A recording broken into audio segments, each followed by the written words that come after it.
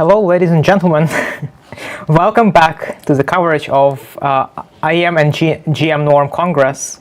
I am Grandmaster Illya Nyzhnyk, and I'll be your host for today. So I was told that there already has been a couple of decisive results, but before we jump into the action, let me remind you all what is an IEM and GM Norm Congress event. So a Norm event is an event where a player can play titled players, and by beating them and by scoring well against those titled players, one can win a norm of their own. Just to remind you guys that the requirement for an International Master or a GM or a Grandmaster title is 3 International Master or Grandmaster norms respectively. So by participating in these IM norm events, one is giving themselves a chance to shoot to an International Master or a Grandmaster title. And here we have a more detailed explanation about what is required and how the norms are awarded and what is the average rating needed to win a norm. And also, actually, a very important point to make is that there needs to be at least 4 different nationalities for the norm event to be official. Okay, so I guess we are skipping through the or are we skipping through the standings? I guess we can probably cover what the schedule is, right? So the schedule, okay, here are the standings, right? We had a little bit of a delays there. So the standing for the GM norm event, Vladimir Belous is kind of killing it. He's 1 point ahead of places 2 to 4 with a score of 4.5 out of 6. Then trailing by a point and a half is Christopher Repka with 3 out of 6, and then we have Ivan Schitco, Josiah Stearman with 2 points, Kostya Kavutskiy with 1.5, Viktor Matviishen with 1, and Ivan Park with half a point out of 6 possible. Now moving into the IM norm event standings.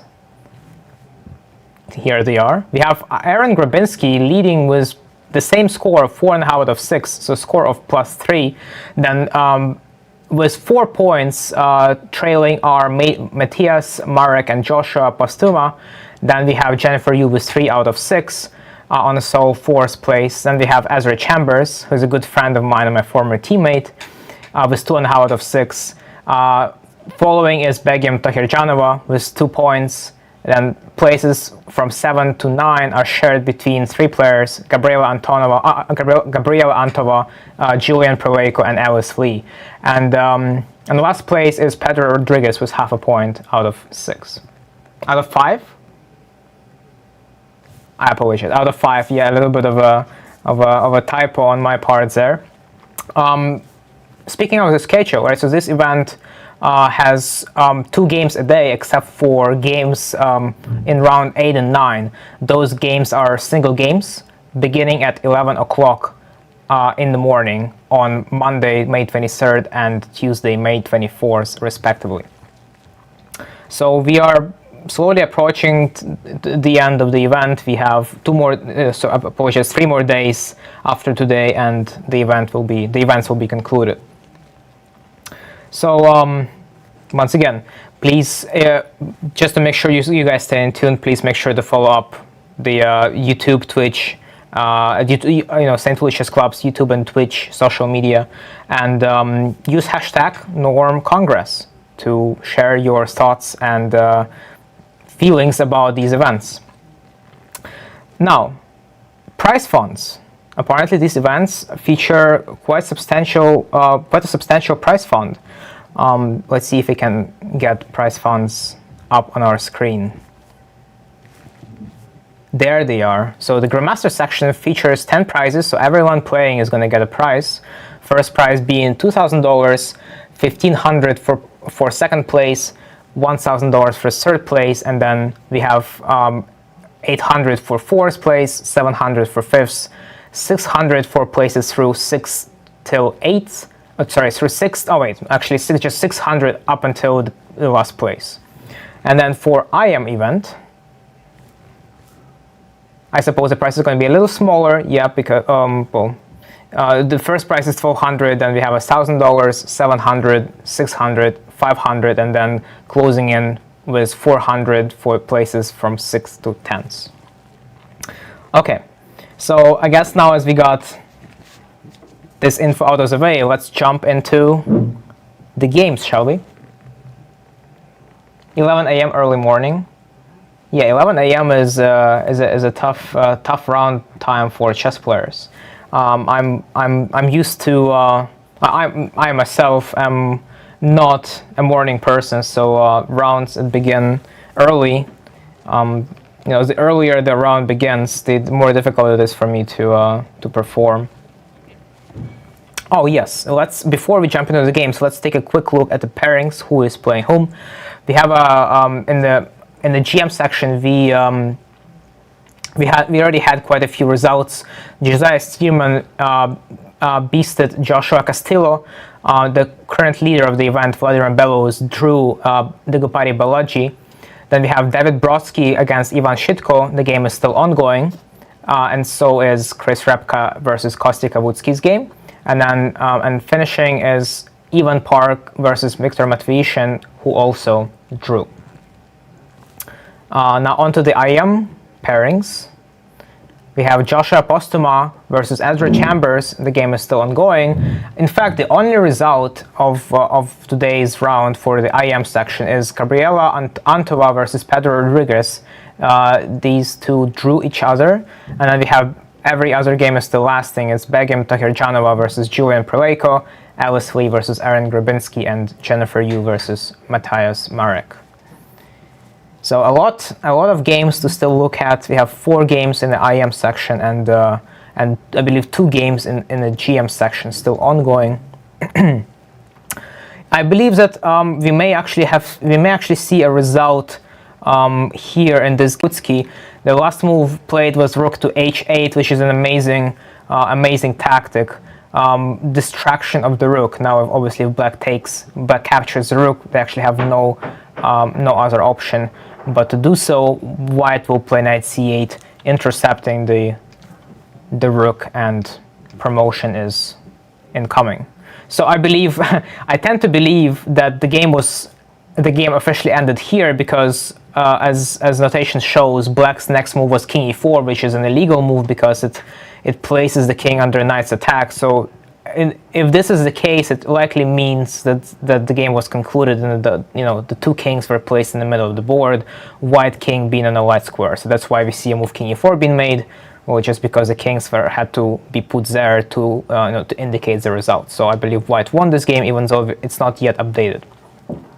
But now we have this endgame, which is also a very, very exciting Rook endgame. This is a game Brodsky versus Schitco, and we have a very unusual Rook endgame where white is missing a pawn, but they have two passed pawns, right? So they also what is also notable is that the Rook is holding a perfect position, right? So in Rook endgames, whichever side has a passed pawn, the best positioning for your Rook when you do have a passed pawn in a Rook endgame is right behind it, right? So in this case, white Rook is right behind white's passed pawn on h6, meaning that the black Rook is stuck having to block the pawn, otherwise it's going to promote, right? So the black Rook cannot escape. If the pawn on h6 was white's only passed pawn, then there will be no issues, right? Because, well, as things stand right now, without help of white's king, white cannot really promote this guy, right? So white's plan without this passed pawn on h3 would likely be something like this, which is very easily stoppable, right? So if white goes king d3, all black has to do is to put the king on the 5th rank. In fact, black can even follow up by bringing the king in closer to the h6 pawn and just capturing it with the Rook. That would be a pretty simple game for black, and I'm pretty sure they would win due to their major material advantage. But obviously this is not the case. White still has... Why is this blue? It's not... Okay, there you go. I figured this out. All right, there you go. drawing is a skill that I would like to master one day. I wouldn't call myself a great artist, as you guys can tell. Drawing arrows on the board is difficult. Obviously here, white has another passed pawn, which plays into white's hands quite a bit, right? So now if black tries for the same plan of bringing the king closer to the white pawn on h6, they're gonna fail. So I believe the king d6 move was played, and now I would say white should probably try to charge the a pawn up. In fact, actually, if you guys notice, in this position, black could have already played king f6, but once again, this plan would fail because of white's other passed pawn. Right now, if black captures, obviously, the black king is gonna fail to catch the passer on a6, which is gonna promote to a queen.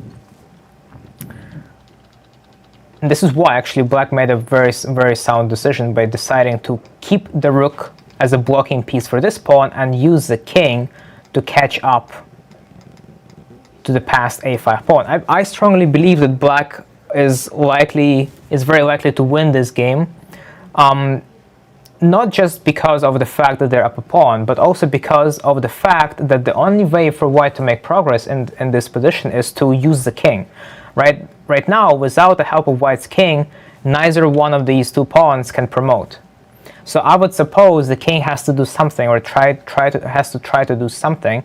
So one of the more obvious plans I see is to once again start rushing the king towards this pawn on h6. But now actually what's going to happen is that even if black has to give up the rook for the pawn, right? Oftentimes you will see rook endgames like these where black gives up a rook for the pawn, but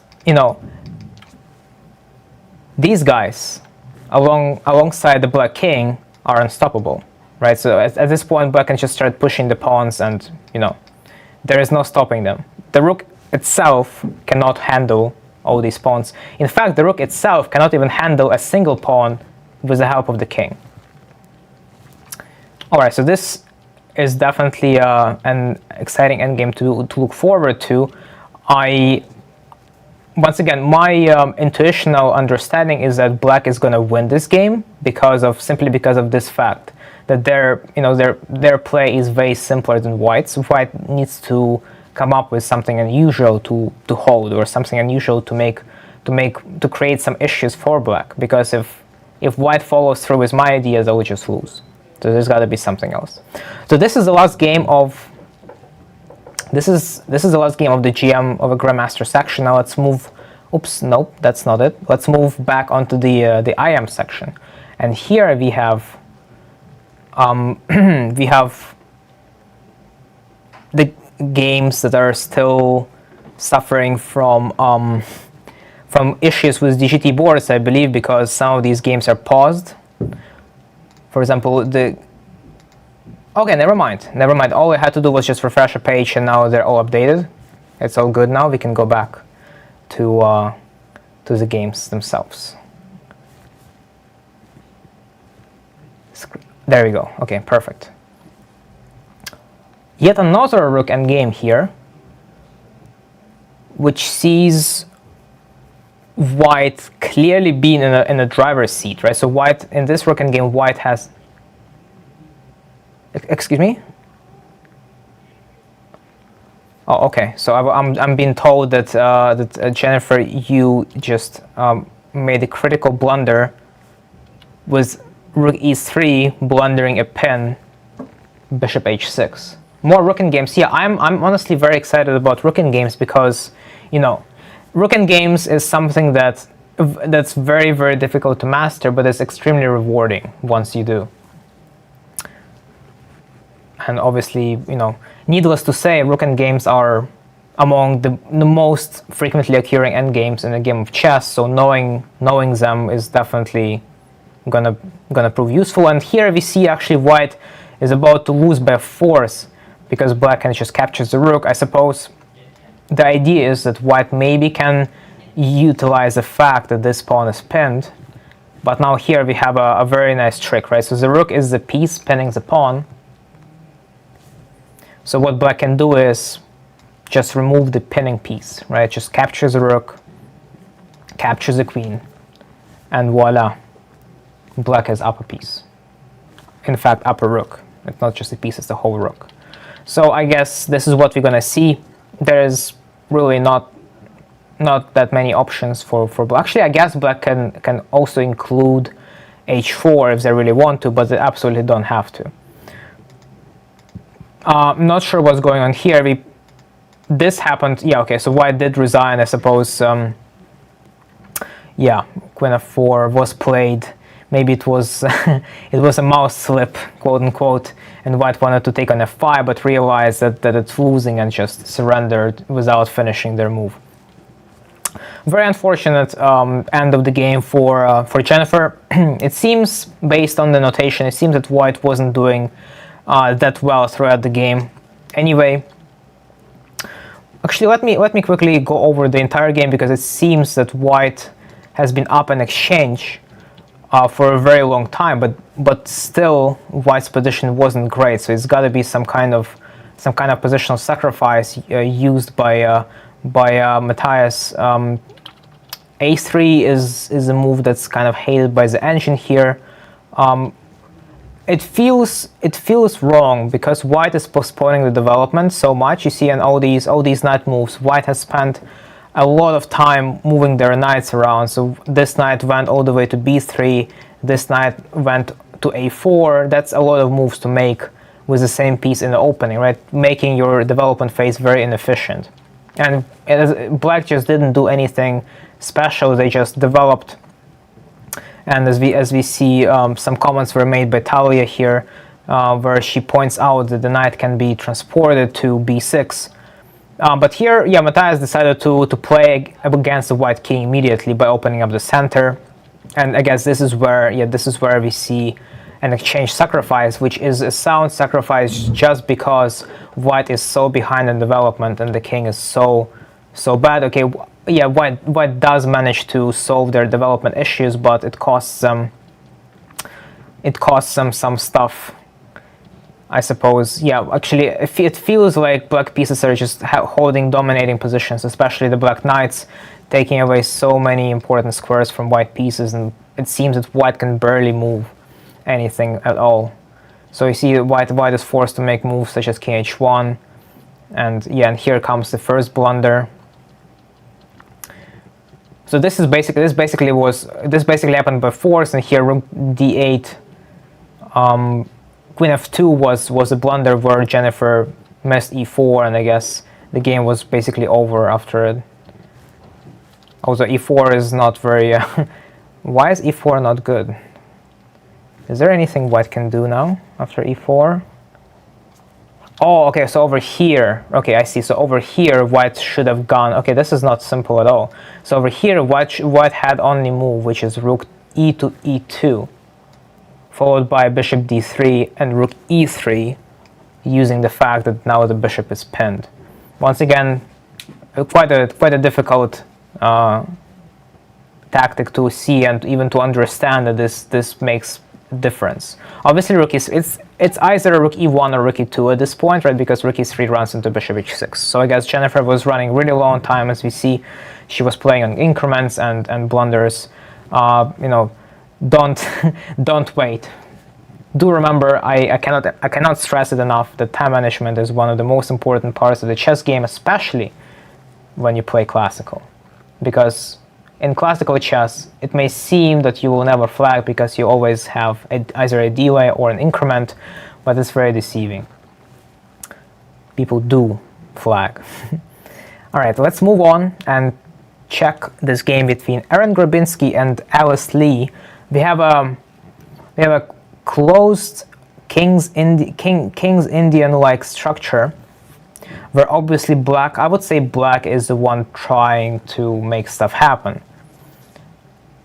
Why, you may wonder? Well, because one of the main reasons for why I think black is in the driver's seat here is because the difference between these two pieces, right? So when we look at black's light-squared bishop and white's light-squared bishop, we can clearly see that white's light-squared bishop can only be a defending piece, while black's light-squared bishop is applying pressure against the h3 pawn. That's probably the only thing it's doing right now. The pawn on a4 cannot really be won, It may seem, actually, it seems that maybe White's position is solid enough to hold for a draw. But you see, actually, Aaron finds a very nice maneuver, bringing the knight over to g3. The other knight at the same time, this knight in c8 that's not being used in any way right now, this knight is about to travel to f4. And once those two knights, get into their positions on g3 and f4 respectively,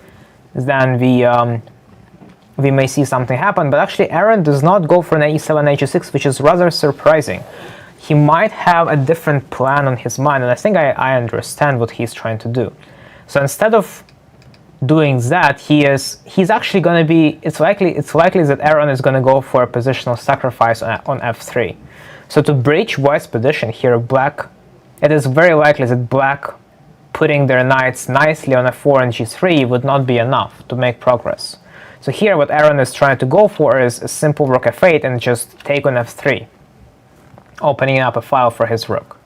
Let's see if it works out for Aaron. And while Alice is thinking, by the way, Alice is really low on time here with 1 minute on her clock, while Aaron has 14. It definitely will play a big role, if not now, then later on. So queen e3, I suppose, yes, Alice is trying to overprotect the pawn on f3. But for now, let's switch to Tokhirjonova versus Proleiko, and here we have a draw. It is a theoretical draw, king and pawn versus king. A stalemate is shortly to follow. Okay, so I guess it only makes it so that we have these two games here. So Joshua Posthuma versus Ezra Chambers. Rook endgame, yet another one. I would definitely take White because White has up a pawn. Black blew the pawn endgame in Julian Proleiko's game. Actually, let's take a look.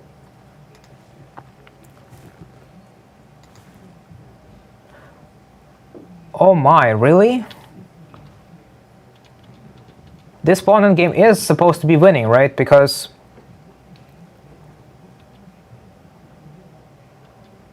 because it's 2 versus 1, and there's eventually going to be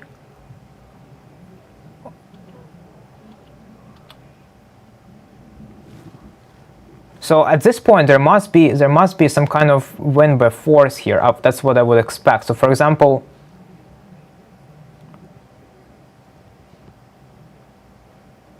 I see. So I think, yes, so the king, I would say that the decision, Black's decision to bring the king over to h4 was a wrong one. I would say the king has to go to e4 here. So I would say that this is an easy win. And now obviously never take on f3, because that's basically transposed into the same position as in the game, but go g3, and here we have a very, very simple and straightforward endgame where Black king just goes around and takes the only defender.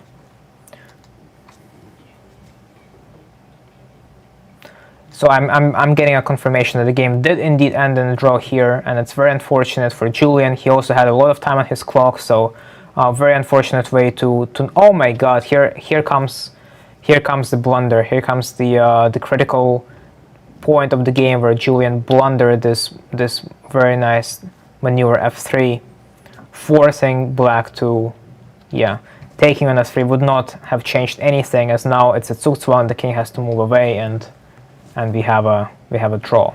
Very unfortunate blunder, but it happens to the best of us. Let's see. Alice's game did not really see. Easy to win. It was easy, but it happens. Yeah. Julian has just waved at me saying that it was a very easy, simple task and he failed it, but it happens. Once again, chess is a sport. We just have to, stay strong and move on. That's all we can do. And I hope Julian's remaining games will see more luck than this one. We have this position of Ezra versus Joshua, and here it seems that Black is winning one of their missing pawns back, but obviously it's still, I would say it's still a lost endgame. So this might be I'm trying to think of a plan, of a winning plan here for white, and I feel like this might be an exception. So remember how I told you guys that the rook is placed best behind the pawn? I think this position might just be one of those exceptions where the pawn would actually, the rook would actually be better off on the side of the pawn.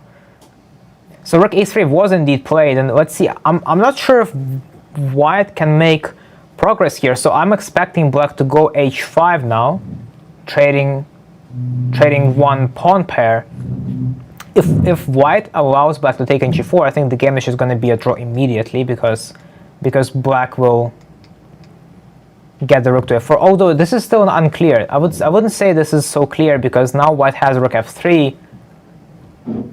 No, this is actually lost, right? This is actually losing, because obviously if black takes, there is nothing to be said here. White comes, picks up the pawn, and then promotes their g pawn very easily.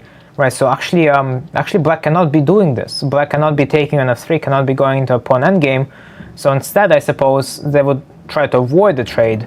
But now we will have an endgame like this, where once again the king, if this king was somewhere on g8 or on g7, this would be a theoretical draw where black can build a Philidor's fortress, right? A Philidor defense's position. Oh, sorry, not Philidor defense, a Philidor's position.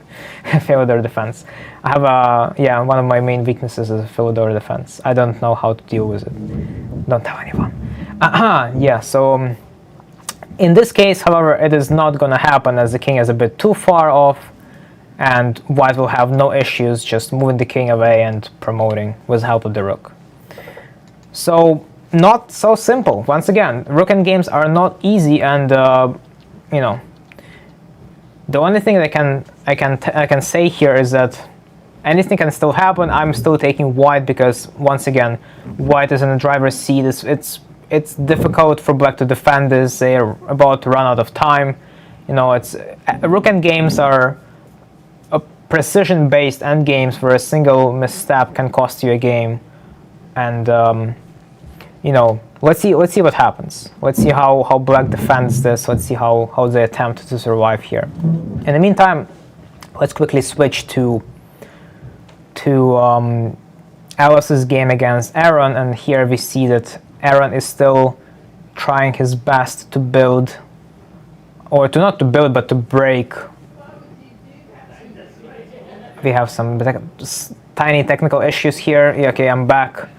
Yeah, so Aaron is still trying to break through Alice's fortress on the king side here. I don't really see a way. Alice has actually spotted a very nice maneuver to bring that over to g1, but this might be Aaron's chance. This, if anything, this is probably Aaron's chance to get the sacrifice that he wanted. So here, this trade leads to black having to sacrifice the exchange, right? So black would sacrifice the exchange, and then they would place the knight on f4. So you see, now black's winning plan here is also, I would say, it is a plan. It is a very simple plan, which is to play g4 and create a passer on the h file. This would be black's quote-unquote winning plan, but I'm not sure if it's winning or not. Once again, okay, so we have another result. Okay, so David Brodsky versus Ivan Schitco. The game did end in a draw here. Apparently,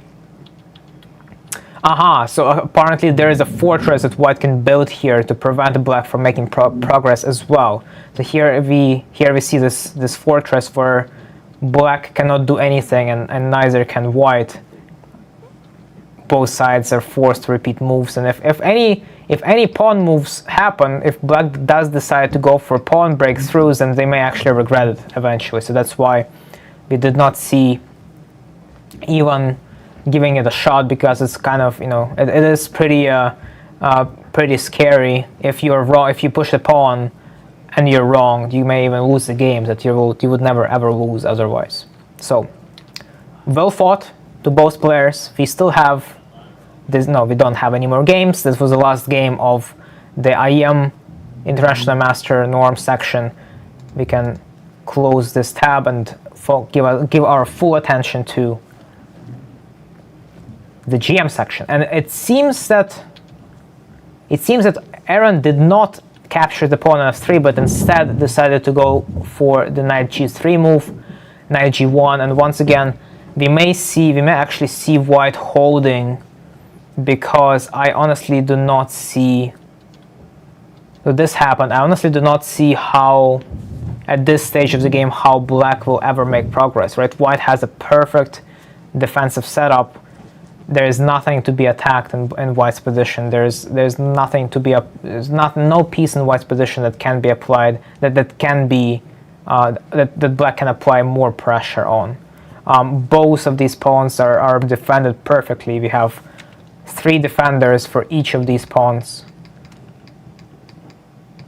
and it's very, very difficult to find any plan here for black. I will even cheat a little bit and use help of the engine. The engine obviously believes that black is trying to win, showing a minus 1.4 advantage for black, but doesn't give anything definite. No definite plan. And I feel like this game is very likely to end in a draw, because at this point all white has to do is just move back and forth. Tokhirjonova versus Proleiko did obviously we did finish in a draw because I saw Julian's. Okay, this was a draw. Now this game is one of the final games of the event, where Ezra is thinking hard about his next move, trying to not be wrong, trying to find the best way possible to give himself the most chances to survive. So h5, once again, my attempt to play h5 might have been just straight up wrong, but because of what happens, right? So we've looked at this variation where white blocks the black rook and just wins.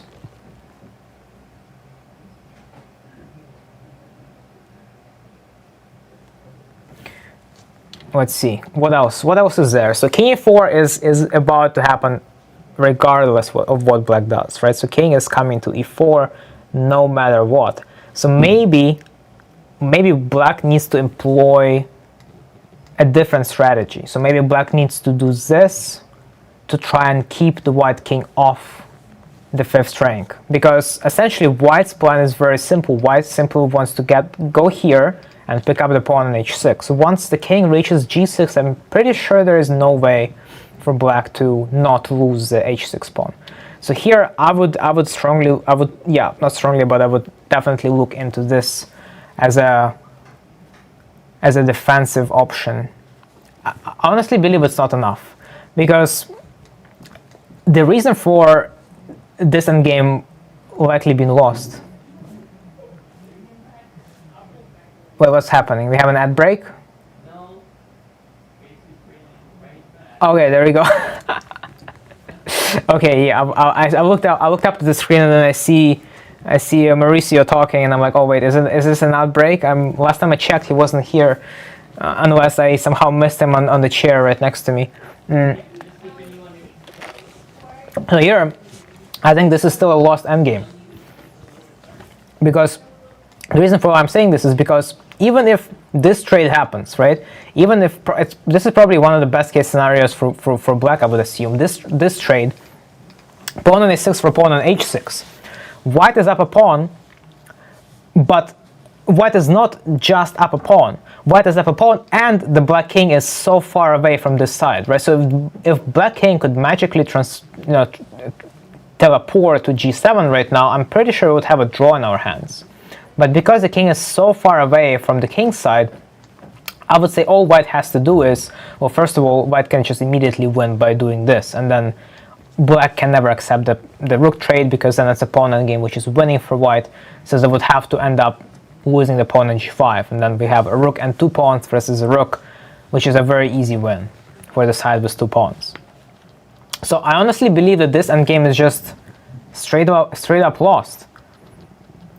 So we have h5 happening, and then h4 happened. Okay, so Ezra correctly identify the taking on g4 would be likely losing. So we have h4, king f5, and now rook g2 happened. But once again, this is probably actually, no, it's not that simple. No, it should be pretty simple.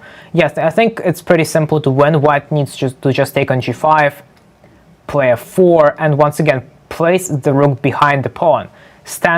This technique stands for the defending side as well. The rook is better placed behind the passed pawn.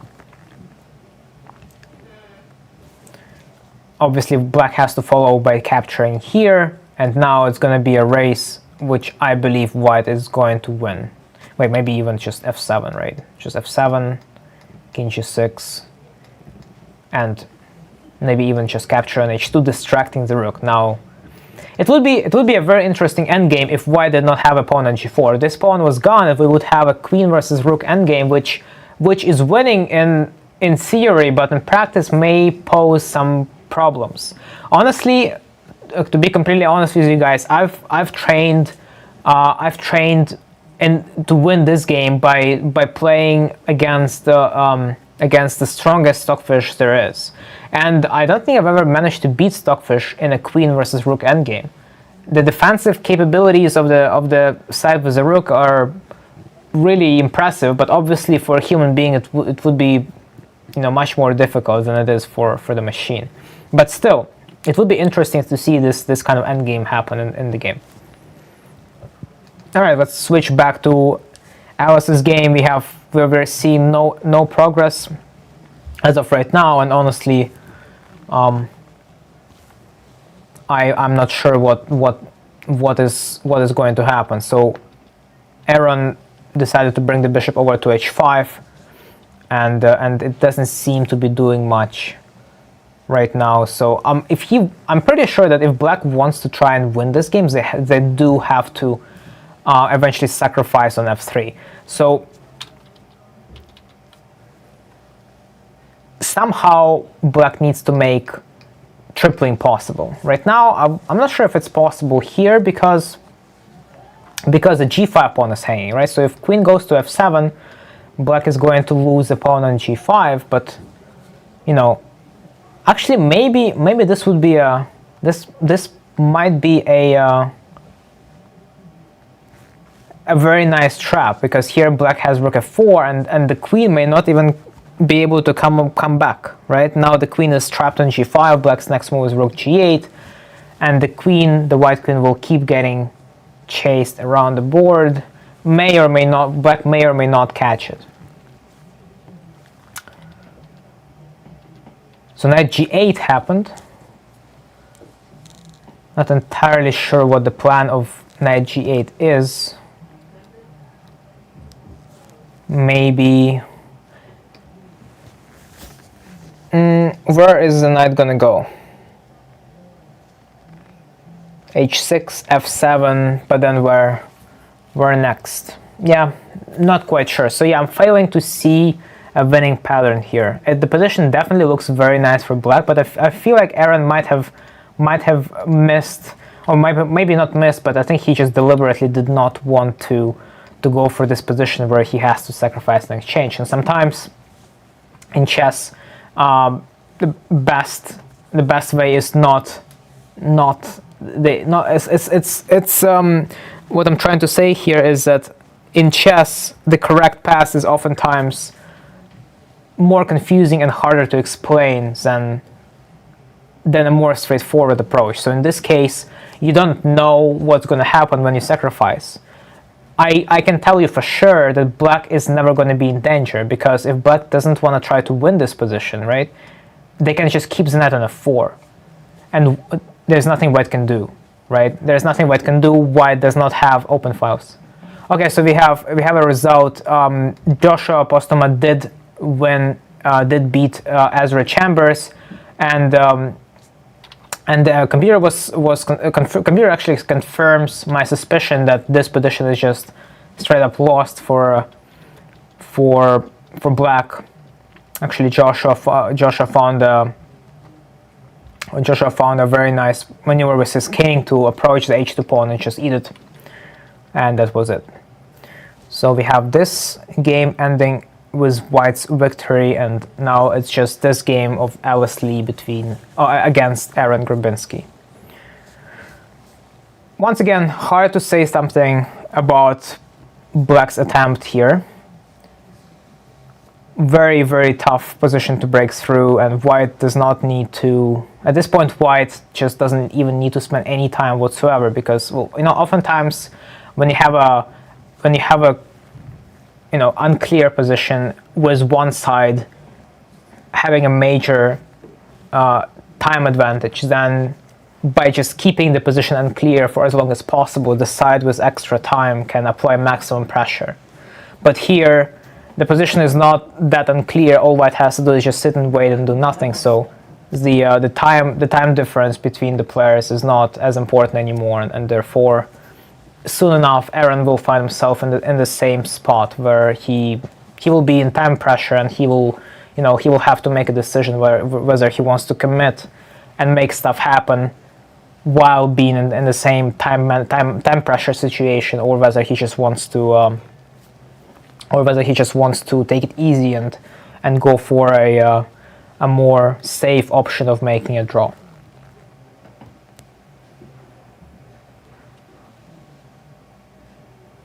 I'm using that the engine says that the DGT white wins position is like -50.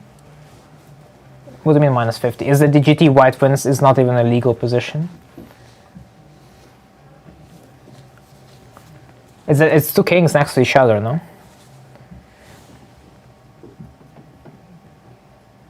Hello, Ben. Welcome.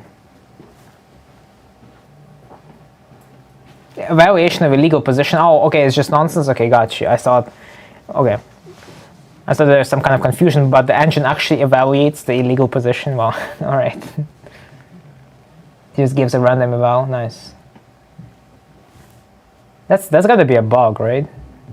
It's got to be a bug that Stockfish still evaluates. Oh, actually, I'm gonna try it. I'm gonna try it at home. Like, set up an illegal position and use Stockfish and see what it says. I've never done that, but that sounds like fun.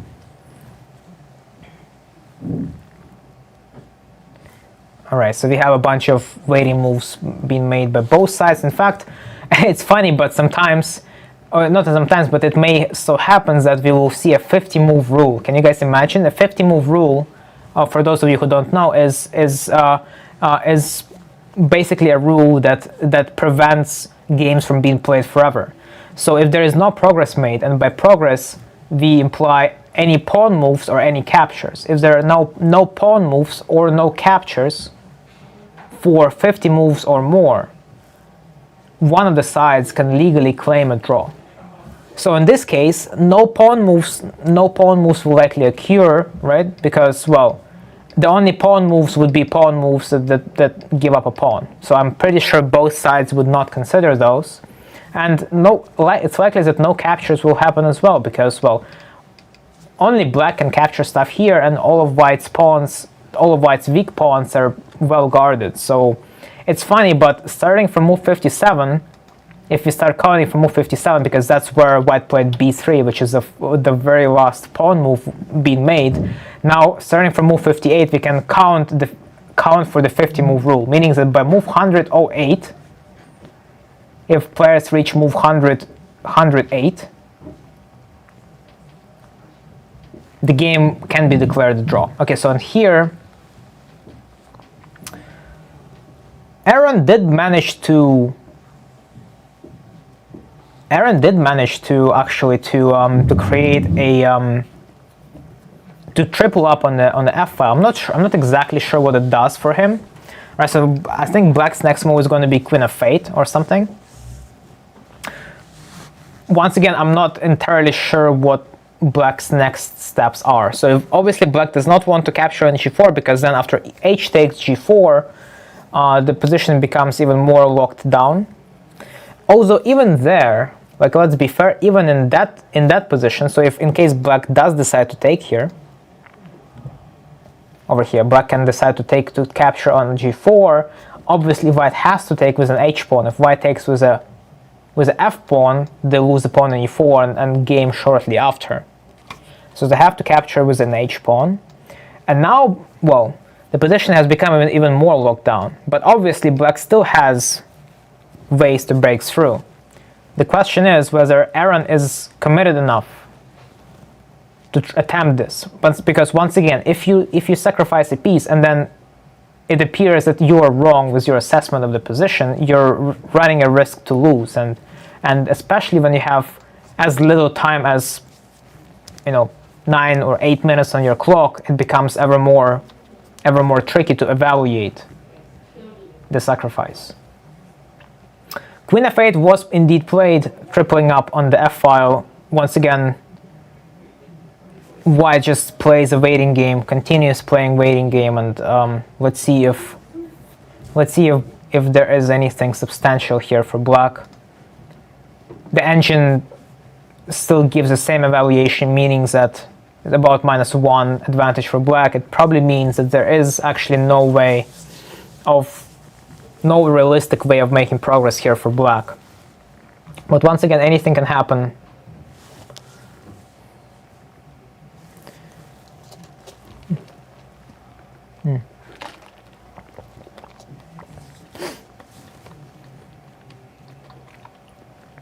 Aaron is reaching for a move. Let's see what he plays. Very curious to see what he has in mind. He goes for knight f6.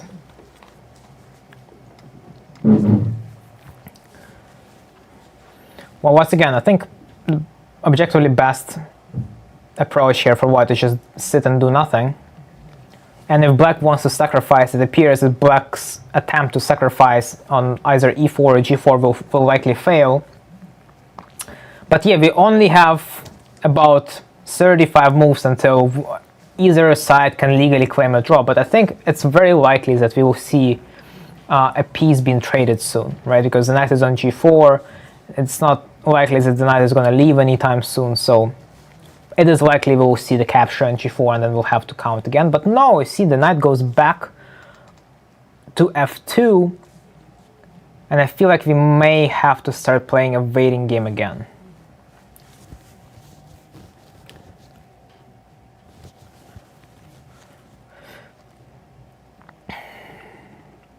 The captures on e4 do not work because then white captures back with the knight. Captures on f3 obviously do not work because white just has way too many defenders. Once again, I'm not sure how to win this. Let's see what the engine thinks about my idea to sacrifice an exchange. So over here, queen takes f3. It actually doesn't mind it. I'm surprised that the engine does not mind my sacrifice, and it actually says that black has about 0.7 of advantage after knight f4. Actually goes down now to 0.2, meaning that it's probably just still a draw, and that black is likely not going to have enough to make substantial progress here. But once again, in my mind, this would be a much better try than what's happening in the game right now, because this position, it becomes unclear. This is material imbalance, and player with white pieces, in my mind, is more prone to making mistakes or inaccuracies that can be further exploited. So, oops, sorry, scroll down a bit too far. Knight d7, knight g4 happened.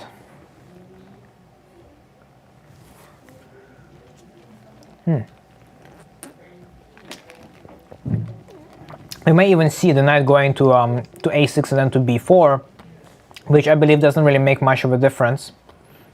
It's going to be a pretty knight on an outpost, but that's about it. All of the entry points are well guarded by white pieces. And as we can see, Aaron did play bishop g6, knight f2 followed, and yeah, white is playing a perfect sit and wait strategy.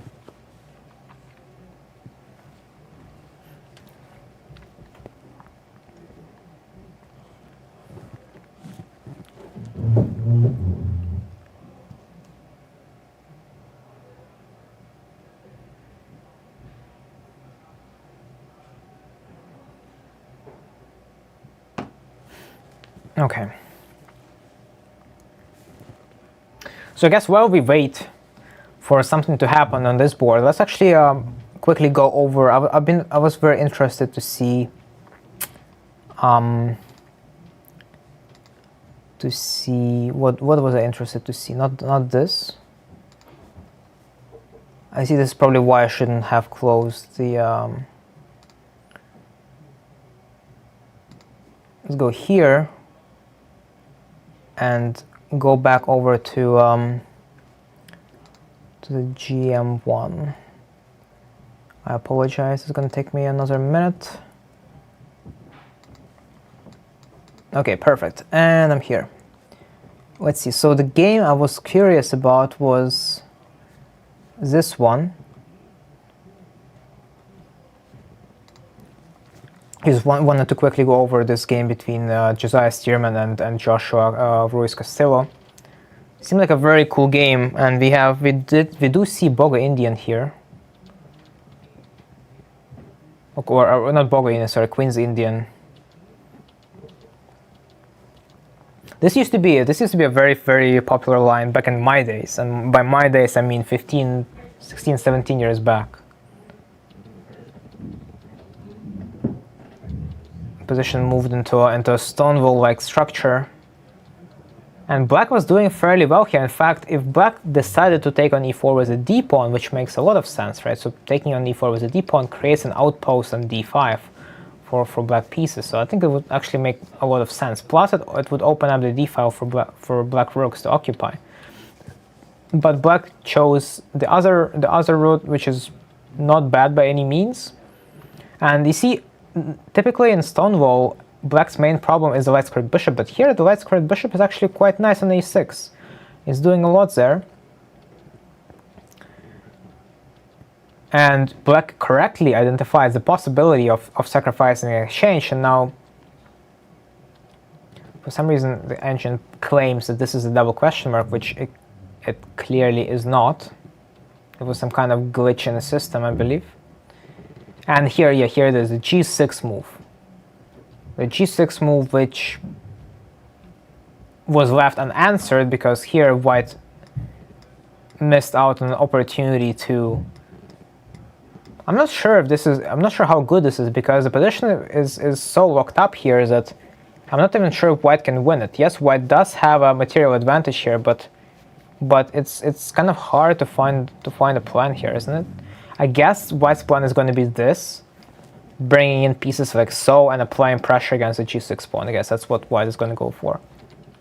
But anyway, this opportunity was missed by white, and we transposed into this position, which is very unclear once again. And here, actually, this looks like a direct transposition to the position we've just seen, where white played h4 first. So it seems that the h4 move is a key move that allows white to push the black bishop back, and therefore the only move that holds everything together for black here is to play h4 himself, leaving the bishop on g5. And after that we have a little bit of a trouble for black, where they were forced to make passive moves because they couldn't go for a trade as their down material, and eventually white found a nice transposition into this position and won. Okay. All right, let's go back. Let us go back to Alice's game, and we have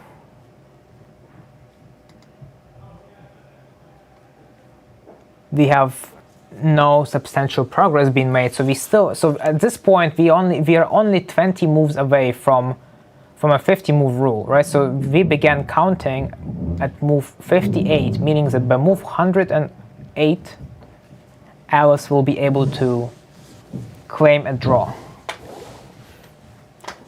Let's see.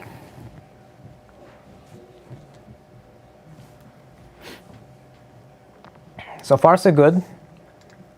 No blunders on either side.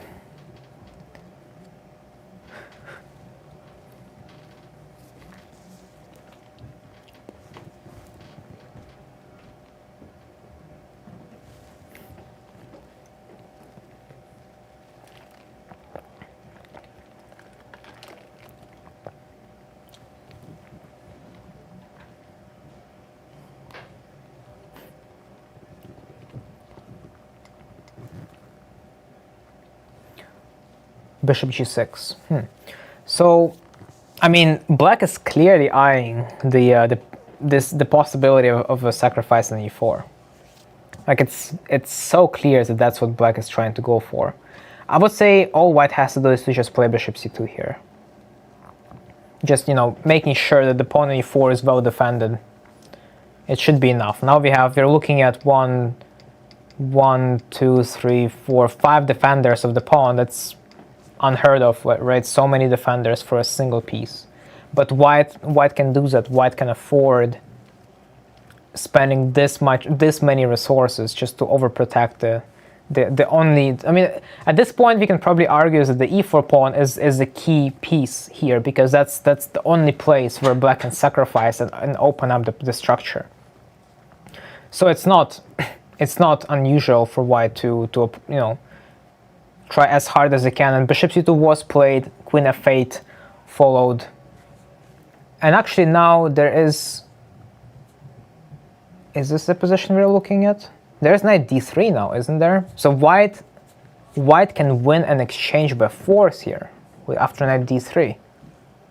I'm looking at the board right now, and I believe that yes, Aaron did indeed allow knight d3 to happen. Did it happen? It did not happen. I believe king b2 happened.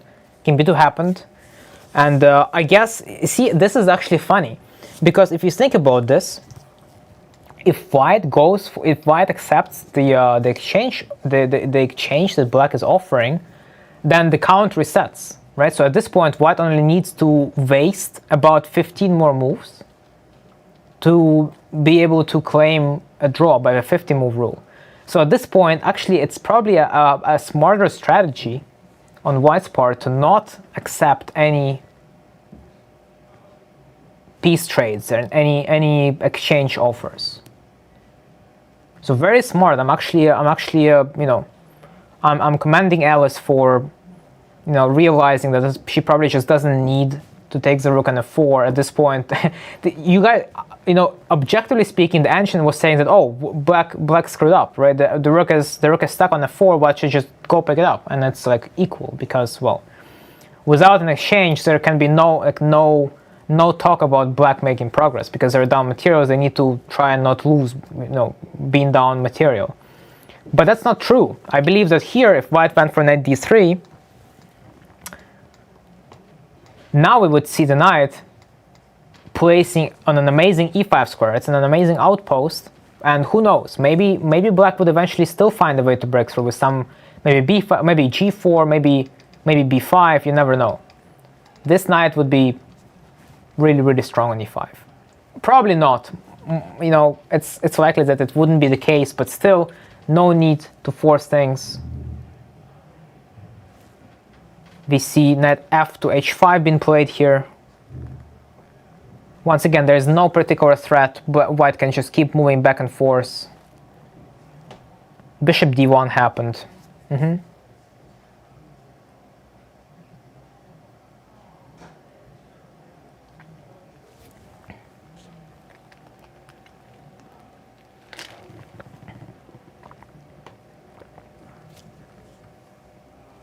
My game against Caden from years ago, exchange sack in a locked position. Yeah, this is why. This is exactly what I've been referencing, right? If you go back over here, I'm not sure if you were here before, but black did have a possibility of sacking an exchange in this very moment, where they can capture the pawn, and then here, because the rook cannot retreat as there is knight behind it, black is forced to sack the exchange. But once again, I'm a bigger fan of black's position here, because it's a close position, close pawn structure, and the rooks are not as strong. So I would say that black should have taken this opportunity. And practically speaking, this is more difficult for white to defend than what happened in the game. See, we have queen g7 being played, and now it's only a matter of maybe. No, it should be 1 second. So we are looking at move number 108, right? So oh wait, no, actually it's a substantial amount of moves. So I apologize, I miscalculated. We still have 25 more moves to make.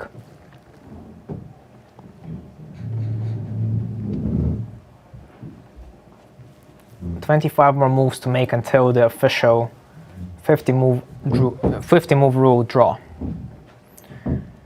And once again, there is no challenge for white, and this is why I don't exactly necessarily like the way Aaron played it, because he was let's see, will we see at the time, let's say if you go back like by 50 moves or so. So at some point Aaron was major time advantage, right? So somewhere here,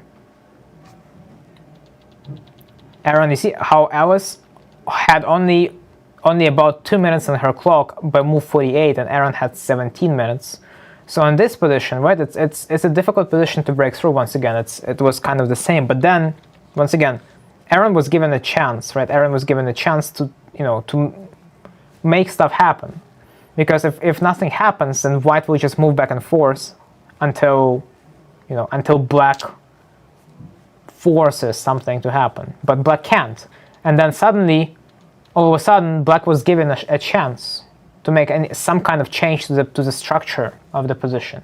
Even at the cost of the exchange, I believe that it would still be a smarter, practical decision to take on f3. We have queen f6 happen, and then let's see, is there any issues with just continuing the defense? Yeah, it is still unchanged. At this point, Alice just needs to be watching her clock, because, well, she is really low on time after all. And once again, she is having a chance to play knight d3, but I'm pretty sure she will just refuse it, and she is refusing it by playing bishop d1, just like I predicted.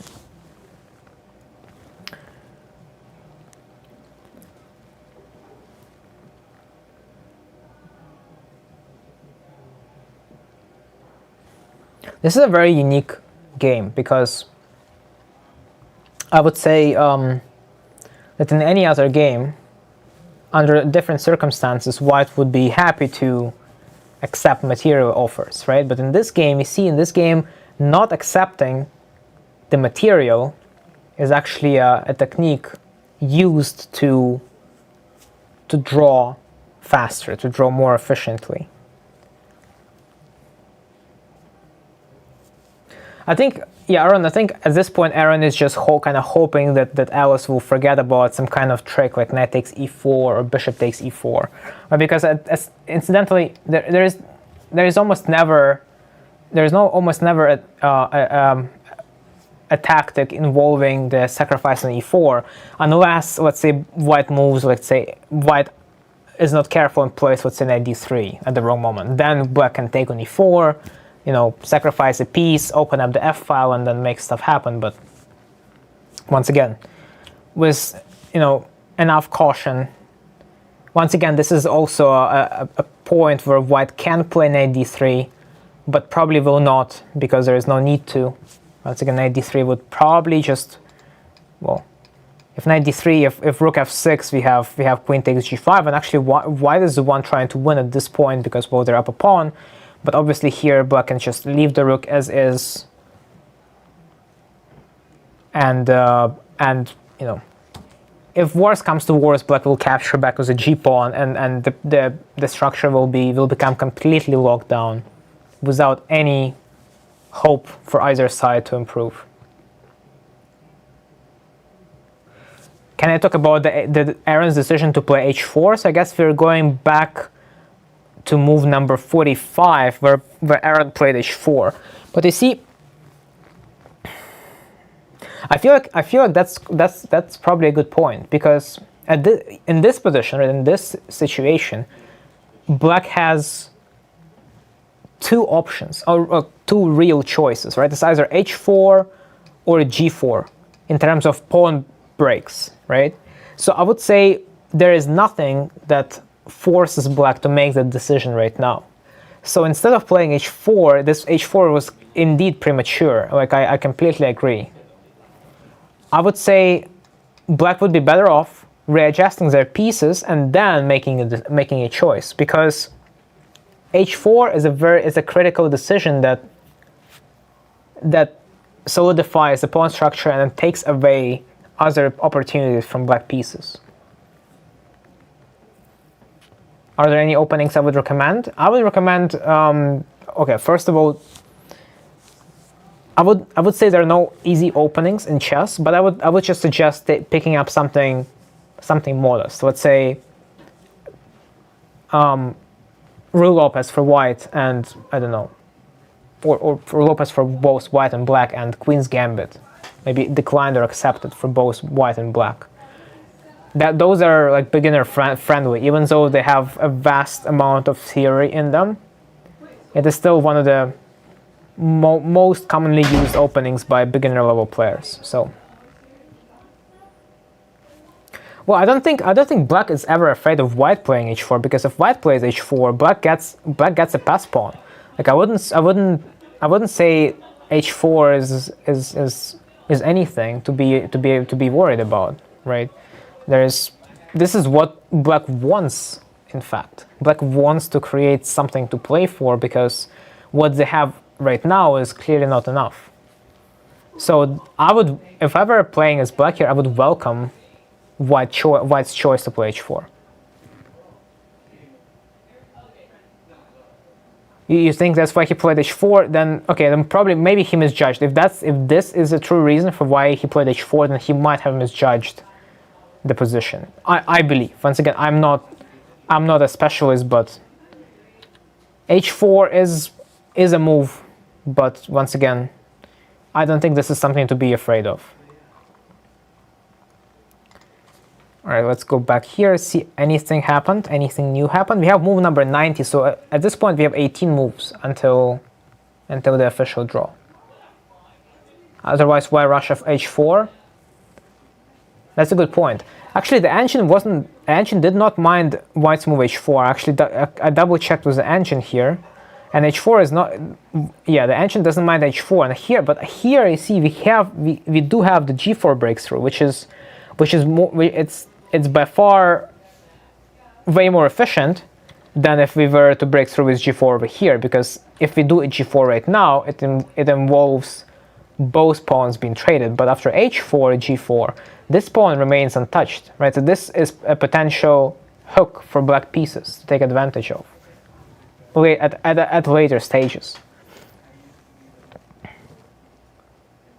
Thanks for talking about h4. Well, yeah, I mean, at this point there isn't much happening, so I have to. Thanks for asking the question. I have to find something to be talking about, and I can't, because, well, you guys can see what's happening yourselves. A bunch of shuffling, you know, there's no real plan. It happens sometimes. It sucks that you know this kind of position happened, but it's part of the game. Both players are doing their very best. I'm sure of it. This isn't a great game to have the last one to be. Welcome to the commentary booth. Thanks. This is my second time being in the commentary booth, I guess.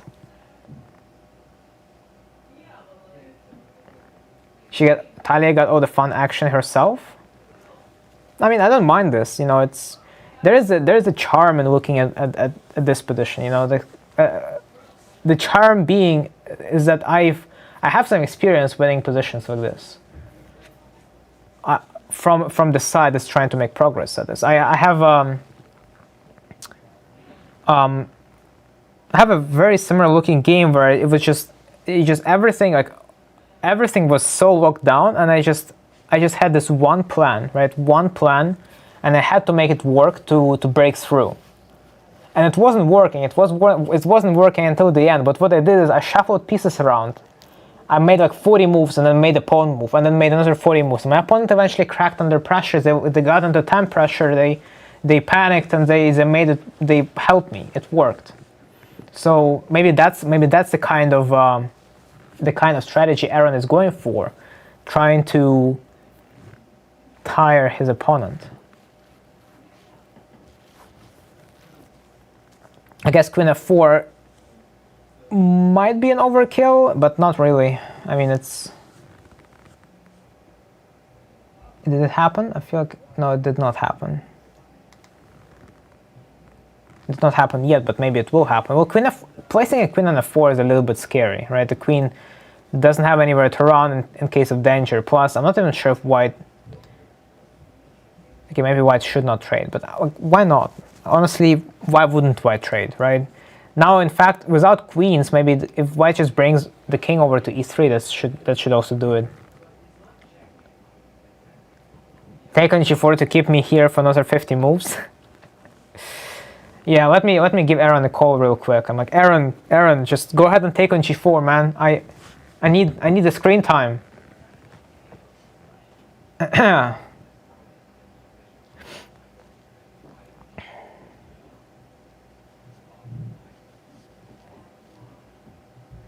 You find this position very interesting? Yeah, black pretty much got everything they wanted. Yeah.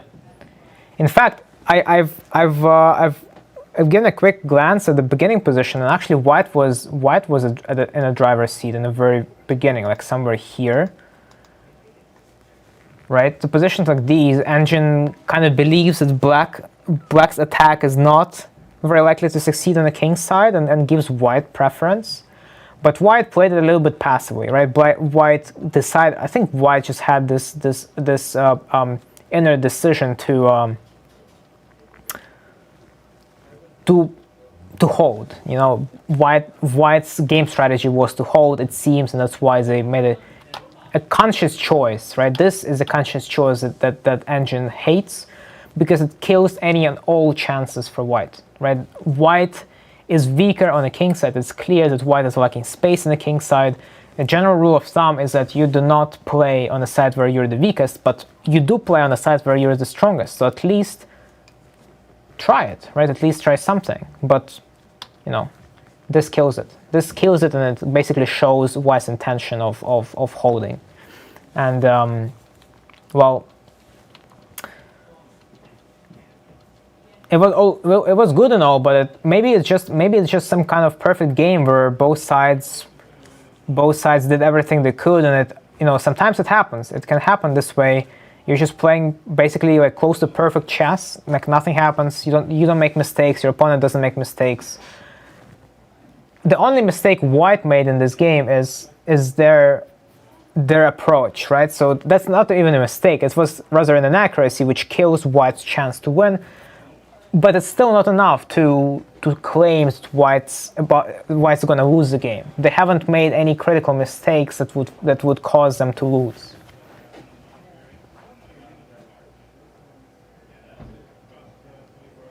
Am I blaming her? I'm not blaming anyone. I by no means am in position to blame anybody. I was just saying that typically this. In my mind, this is a horror. Okay, so what white is going through, this is a horror in chess come true. Because it's hopeless. You either draw or you lose because you eventually like misstep and go wrong somewhere. Okay? So in my eyes, this is not fun. I don't enjoy. Once again, this is my personal experience, my personal belief, my personal preference. It has nothing to do with anyone else. It's me. I don't like this. And in my mind, it also makes sense. So in my mind, what I'm saying is also follows a logical sequence, because I want to win. I suppose most people also want to win. But when you play a4, it's as if you're saying that, okay, I give up, I don't win anymore, right? So you're giving up on your own winning chances.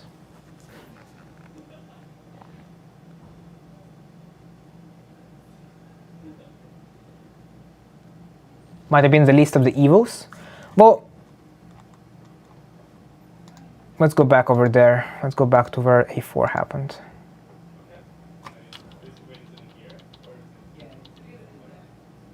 No, but you see, but why did white even have to play a4?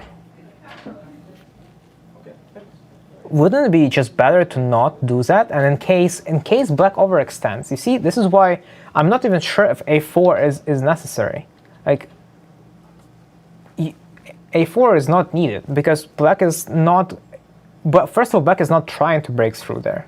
Oh, well, we have a guest. Same guest as before. No, not as before. Same guest as 2 days ago, right? 2 days ago. 2 days ago. Okay. Joshua, please join us. Yeah, absolutely. Yeah, I'm absolutely free. I'm looking at this last final game between Aaron and Alice, and it seems that not much is happening. They're so locked up. I'm kind of In fact, Alice has refused an exchange a couple of times, and I pointed out that she only needs 9 more moves to claim a 50-move draw at this point. Really? Yeah. Oh my goodness. Yeah. You're on move 98. 98. Yeah. So she only needs 9 to make 9 more moves, and she can claim the draw. Can you imagine? I don't remember this happen like ever in my playing experience. With this many pieces Yeah, on exactly. the board, a 50-move draw. Yeah, exactly. And have you seen any way that Aaron could try to break through? Well, I've been trying to make sacrifices on e4 work, but it doesn't seem to work at all. In fact, there was a moment where Aaron could have gotten this endgame where he would have to sacrifice an exchange on f3. This is the this.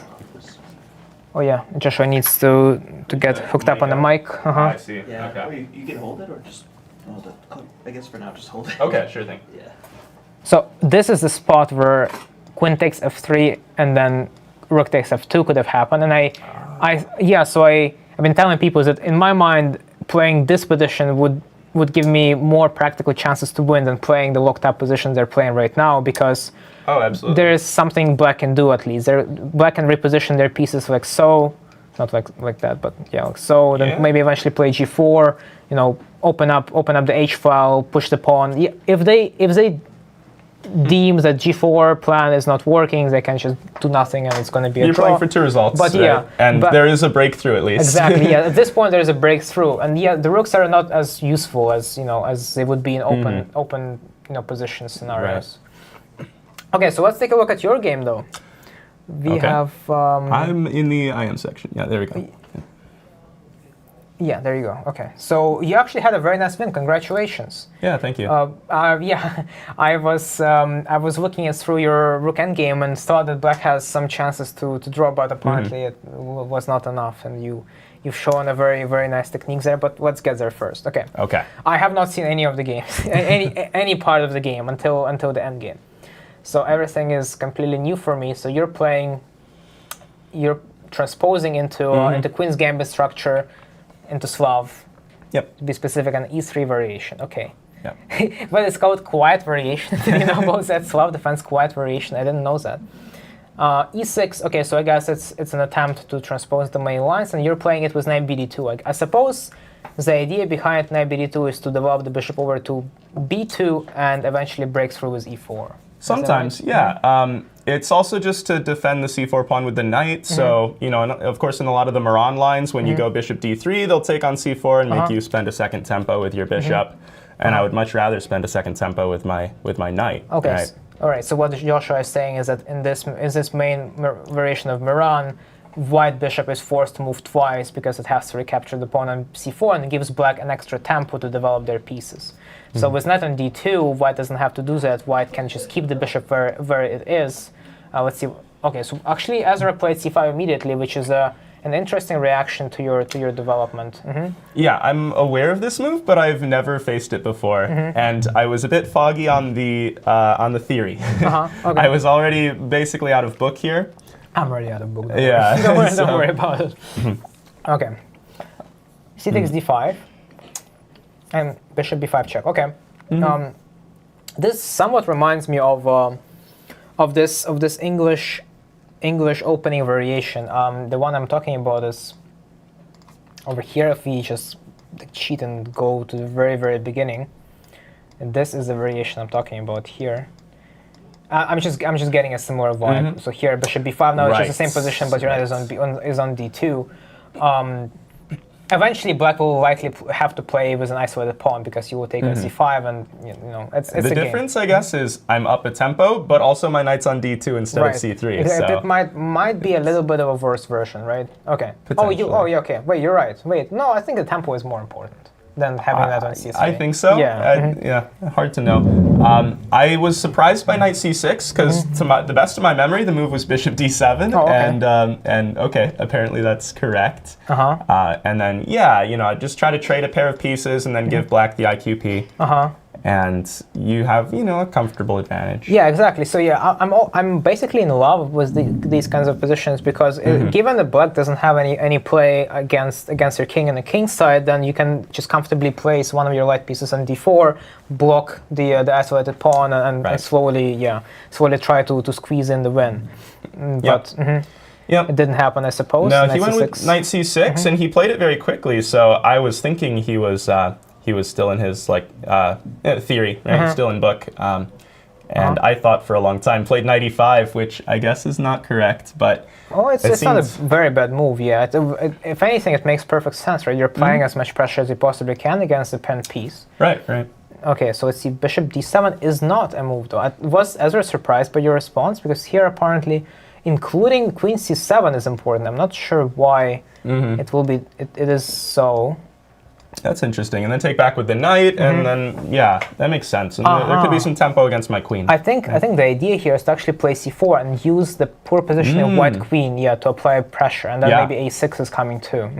So I take on c5 now, but then knight takes. And exactly. Yeah. So now black wins the tempo, and maybe this version of an isolated pawn is not as bad as the previous one. Okay. Right. Yeah. So bishop d7 happened, and then you happily just traded. Played knight f3. Yeah, this seems like a very nice position where you are about to be playing with or against the isolated pawn, and that's exactly what happened. Yeah, I'm loving this. This is the dream of okay, it's my dream. It probably is the dream of most chess players because not only is black not having any counterplay on the king side, you also have a perfect piece formation. You have a bishop pair in an open position. You have a weakness to play against, right? So bishop is coming to b2. A very, very simple development to follow. Okay, so let's see. Bishop takes c6. Interesting choice. Yeah, this I thought was an important moment.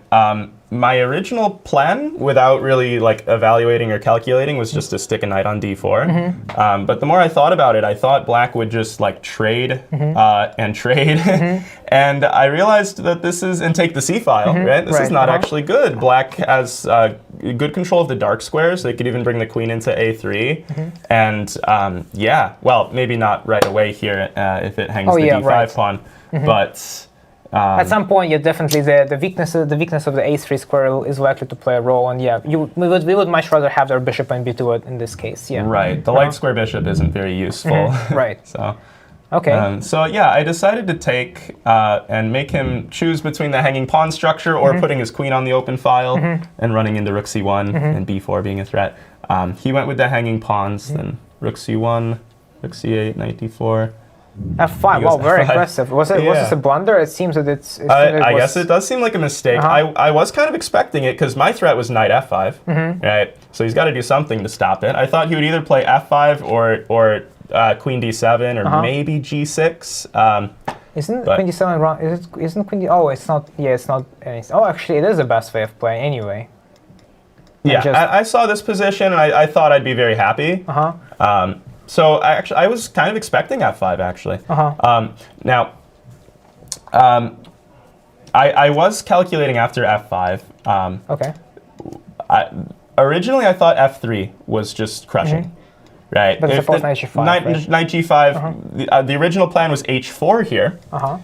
And knight e6, rook takes c5. Oh, very nice. But there's queen takes, right? Knight takes e6, queen takes e3. That's so unfortunate. Yeah, that's so unfortunate. It will be such a nice trick. Yeah. So, and so I saw that rook takes c5 trick idea, and I decided, why don't I just do it right away without weakening my king side? That makes perfect sense because now, so the key here is to understand that knight captures on c5 is gonna lose because there is no way out of this pin. And white will just simply follow with queen c2, captures the knight, and yes, white does have only 2 pieces for the rook, but in the middle game it's a major advantage. And if we were looking at the end game, it would be probably unclear, but in the middle game it's probably just game over at this point. Yeah.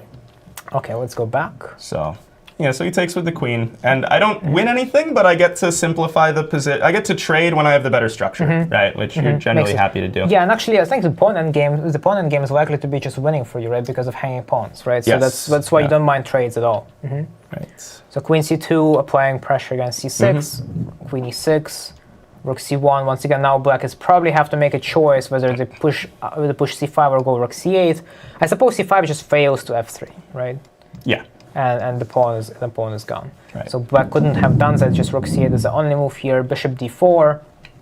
Once again, a very, very nice technique by Joshua, because here he is controlling like all of the key squares. He's making a good use of his pieces, right? The bishop is a key piece. It's on a diagonal and helping Joshua take control with the c5 square.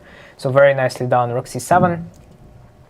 Now the engine likes the move f3 a lot. I suppose just to follow through with the idea of taking full control over the dark squares. I see. Yeah. Actually, I've been kind of. Is this working? No.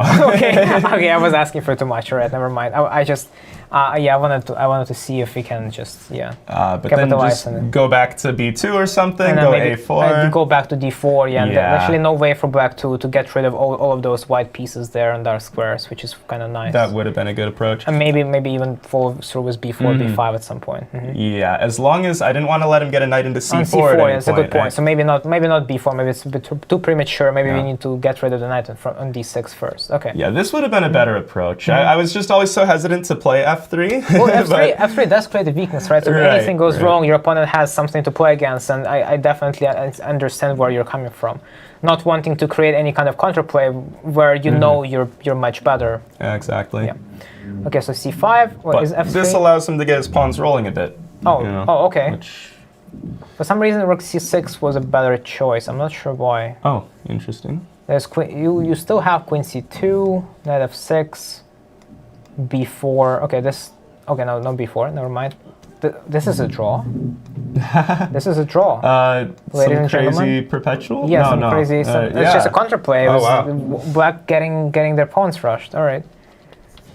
Okay, so yeah, this was probably an interesting approach by black. Would have been an interesting approach by black to complicate the position, because here once again, there are ways to go wrong. You have to find king h1 or king f1. Yeah. It's not that simple, and obviously I wouldn't really understand what's the difference. I guess it's stopping that from coming with jack. Okay, so now the d3. So you want a tempo. And then I guess somehow you're gonna win. Oh, you're gonna pick up the pawns before. And then the d pawn's pinned. Yeah, exactly. Okay. Wow. Yeah. Rook c6. That's rook not c6. You think you don't think about moves like that normally. Yeah, definitely. Yeah. Okay. So c4 is way more normal. So takes, and yes, the c4 pawn has become a little bit of a. No, it's not a burden. I would say it's a burden for white to deal with, right? But at least you can. Are you winning material before? I thought I was winning a pawn here. Yeah. And it seems like you are. Yeah, you did win the pawn. So, but this endgame becomes very technical now, because you have to be careful to not over trade and go into rook and 4 pawns versus rook and 3. Right. It would be.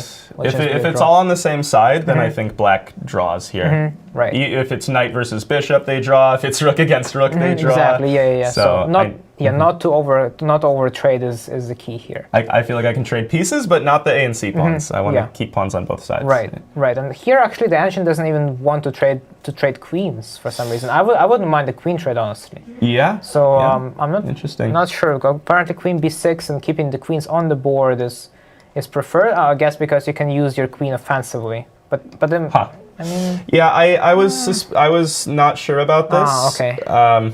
So it just works out somehow. It just all falls into place. That's okay. Nice. Yeah. It's you can't really see. I would say you can't really see it. You kind of have to feel it's gonna be like this, and trading the queens was also just kind of risk mitigation, because I was getting a little low on time, and I thought exactly. So your decision to simplify is completely understandable, because once again, if you keep queens on the board and then you get low on time, and you're running a risk into like blundering, and you don't want that. Right. And we have a result. We do have a draw. Was it a draw? Was the draw claimed? Now that is the question. Was the draw claimed by 50 move rule? Let me see. It was claimed by 50 move rule. Oh my God, ladies and gentlemen, we have history. Never have I ever seen a 50 move rule by move 108 with all but one pair of white and one pair of pawns on the board. That's crazy. All right. Wow. Very well done by Alice and Aaron. Good stuff. Aaron did have some chances to win, but unfortunately couldn't capitalize on them. And let's go back to Joshua's game. No, we have to go all the way back. Spoilers. Spoiler alerts, yeah. Okay, so here, queen trade happened, bishop d4, g6. Apparently it was not necessary. I guess Black could have immediately tried to try and trade as much as possible. Maybe not even knight b5. Oh, actually, can you even physically prevent trades? Maybe this is why the engine doesn't like it so much. Yeah, bishop e5 and seems c3. like the try, and then c3. Yeah. And then it's going to be rook and 4 versus rook and 3 inevitably. Okay, you can't even take. Oh, I can't. You can't True. even Oh, take no. yet. No, you can. You can. Because I walked the king over. You're pinned, yeah, you can. right? Yeah, no, you just walk. You just walk. You walk the pawn. Yeah, you walk the pawn. Wait, really? What is going on here? Oh, okay. I guess. Okay, this is not clear. I don't know what's happening. Okay, never mind. But yeah, Black is not we get their looking pawns. good. Yeah. Okay. I'm not winning this. No. Maybe, well, but you would much rather try in some different way. I'm pretty sure. Yeah. Okay, so I guess maybe this is why trading queens was not such a good idea, because of an immediate counterplay by Black. Fortunately, g6 happened that allowed a4, and knight b5 is no longer the case. So, I think at this point Joshua was more or less good to go. Okay. G4. Okay, g4 is. That was a mistake. I was proud of that move. Yeah, I would be proud of that move too. It's you see here you're playing for restriction. You're restricting the black knight as much as possible, making sure it cannot be used to once again trade in an unpleasant manner for white. But apparently there is some. So Rook what A8? happened? Yeah, Rook A8, Rook A1. So what's happening here? Knight B7. Yes. Okay. I did see this. I was expecting knight b7, and then king d2, rook d8. I feel like the rook can. The king cannot approach the pawn because there is rook d3 with a double attack. Okay. Exactly. So yeah, knight b7. I'm not sure how to make progress. I was thinking about f4. Like I could try to push on the other side. Knight c5. But yeah, now that I have to trade. And now, but this is a very similar looking rook endgame to what you had in the game, isn't it? I mean, it's not worse. it's worse because black king is more active in particular, right? Actually, wow, it's so active, it's already there. Yes. So this is the type of position where I get scared I might lose somehow. Yeah, the king and the pawn, right? Again, under normal circumstances, the king and the pawn is enough to promote, and the rook itself cannot stop them. So at this point, even if white tries to stop black from promoting, black always has some checks on the side here to support the pawn push. I would probably have to go rook a5 and then start giving checks to the black king. To stop the promotion. Okay. All right. So here, fortunately for Joshua, Ezra did not recognize the possibility, and there we had this very nice intermediate move by the way, rook a5. Yeah, thank you. Amazing technique. If king takes e3, obviously this would This loses, yes. I mean, amazing. The only move that doesn't lose the game. Well, because now black is just going to promote. So very, very important to make sure the king is cut off on the 6th rank here before recapturing the knight. And I honestly think this endgame is just completely winning for white. I wasn't totally sure. Instead of g5, king a7, I thought was a good try. Okay, so let's say. Oh, first of all, there's rook c1. Okay. So what I mean is I think these endgames are just winning. So these types of endgames are winning because the king is completely cut off, and you can just play like king e4. Yeah, instead that's winning, but king d3, rook f8. Not that simple, huh? Okay, so king e4 here. King d4. We're gonna go c2 here. Rook f8. Yeah, now takes and here. Rook h3. And it's not winning. It's not winning. It's not winning. Wow. Yeah. Okay. No, now it is. Yeah. h6. h6, what? and then wow, and then just g5. Just wait. Yeah, just sit g5 and wait. and shuffle. Oh my God! Shuffle the rook and rook h4, okay, rook h3. that is one of the most insane drawing patterns I've ever seen. Wow. Yeah. I mean, you don't think of this pattern when you look at the rook endgame. You always think about checks, active defenses, cutting off the king, but just shuffling the rook back and forth. Wow, insane. So okay, you're correct. Yeah, so this is actually not that simple. I thought that it's just completely winning. I guess after g5 it was. Right? Well, even after g5, there was a point where I was worried he would have a draw. Okay. So king a7 makes sense. Rook a5, king c2. Oh, yeah. Is that here, rook f8? But then you have rook f5. No, actually, this was all expected. Yeah, so h6, rook a3. Here, rook f8. He went rook e8. I thought rook f8 would have been a much better try. It might be winning, but I wasn't totally sure. Yeah, so once again, I think the same applies. So it's just this position is just winning. You just keep the king cut off, exactly. and then eventually go after the... Probably this. Okay. Yeah, and then, you know, and I think the black king is just not going to have enough time to... or maybe actually, I could even just trade pawns, maybe right? and like get into a Lucena position. Maybe even do that, trade one pawn, and then just go rook e3, rook e5. Yes. Because the king is just rook too g8, far up. f4. Yeah, exactly. And that's winning before. So, Okay. So, well... I didn't have much time to consider it because I'm under a minute this entire time. Oh, that's crazy. Yeah, so well done. Yeah, really well done. Here I thought rook c6 was a bit more precise, but rook e3 wins just as easily. Yeah, the idea being is that just, you know, you make your king push way simpler, and this rook is ready to support, you know. From f6. Yeah. Okay, yeah. I see. I thought I had to go on a3 to defend both pawns. I missed that the f6 square exists. Right. It's okay. I mean, it's winning regardless, but yeah, it just felt a bit. Yeah. Okay. So here I thought black can achieve the draw, but fortunately there is this f3. move. Yes. Without this move, it's not winning. Yes. Yeah, that's important. After h5, it's actually kind of interesting. If I take on h5, I think it's not winning anymore, right? Yeah, it's not winning. I think. Oh, because he takes back. I was wondering about g4 instead. Oh, g4. Oh, how cool. And I was thinking I would have to take it, and I think the two connected pass pawns are good enough. Yeah, it is good enough. Actually, if the king was not here, if the king was here, I think it would be a draw because there's checks on the side in this position. Oh. Can you imagine? Are there? Would the king be able to hide on h6 and then block with the g pawn? Oh wait, you're right. I'm stupid. Okay, okay, never mind. Why did I even say that? Yeah, that's right. Okay, I thought So but the king's way too far away, right? So maybe it is still winning. I mean, you kind of have to do it anyway, right? And then push. Yeah. Okay. Yeah. Okay. So, but I guess he just takes back on h5, and then that yeah, exactly. Just takes back, and then eventually, if black ever gets to trade the g pawn for the f pawn, obviously it's a very simple draw. And here, I think this is just.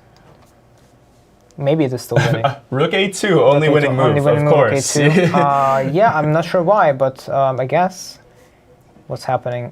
Oh, okay, and your king goes behind, and then you go rook a5, and you win the g5 pawn. Okay, that's I see. Not very easy, but definitely would be a different kind of game because you have no time to figure this out, and rook a2 is not not the first move that comes to my mind when I look at this. Yeah, chess is hard. Somebody says in the chat, yes. Chess is indeed hard, but that's why I like rook end games, because of stuff like this. It's exciting. It requires you to calculate a lot. This is what makes the game exciting for me. Yeah. And well, the end of the game was fairly simple. Yeah. Ezra tried creating a pass pawn, didn't work out. I pointed out that you can just push and then capture on h2, right? And because rook is distracted. Yes, that's true. And then do you know how to win queen versus rook endgame? So I pointed out that here white doesn't have a pawn on g4. Have you ever tried beating the computer? The engine, the stockfish? I have tried. I failed. I don't know how to do it. Yeah, exactly. Yeah. I am successful sometimes, but not consistently. Yeah, I haven't even done it once. I think I tried like over 10 times and haven't done it single time. It's probably about a third of the time for me that I can beat the computer. That's impressive. But I don't bother training it because against a human, it's usually much easier. Yeah, much easier because humans don't defend as precisely. All right, well, thank you so much, Joshua, for joining us today. I wish you good luck for the rest of your games. It's 3 games, right, in total. Yes. So you're. I wish you to finish strong. Great, thank you. Yeah, good luck. All right. Oops. Oh yeah, this microphone. Thanks. Okay, ladies and gentlemen, I guess that is going to be it for us. We have completed all of the games. I believe there might be some other event later on today. Is there going to be anything on the channel? Oh, okay. So yeah, I'm getting the info that we still need to go over the final results of this round. So let's do that. Here we have the results of the GM section of the Norm Congress event. Josiah Stearman beat Joshua Ruiz. Vladimir Belous drew Bali Daggupati. David Brodsky drew Ivan Schitco. Christopher Repka beat Kostya Kavutskiy, and Evan Park drew Viktor Matviishen. There we have it. Ladies and gentlemen, it's official. There's round 7. Round 7, okay, sorry, IM section, absolutely. Joshua, who's been our guest just now, has had a nice win against Ezra Chambers. Gabriela Antova drew Pedro Rodriguez. Begim Tokhirjonova drew Julian Proleiko. Alice Lee held her ground against Aaron Grabinsky. And Jennifer Yu, unfortunately, fell prey to Matyas Marek. And that's it. The round number 7 will start in about an hour, so stay tuned. Follow the games. Have fun. I will be back, maybe. All right. Thanks for joining, everybody. Hope you had a good time. Have a good rest of your day. Bye-bye. This has been a presentation of the St. Louis Chess Club. Any reproduction or distribution of this content without the express written consent of the St. Louis Chess Club is prohibited.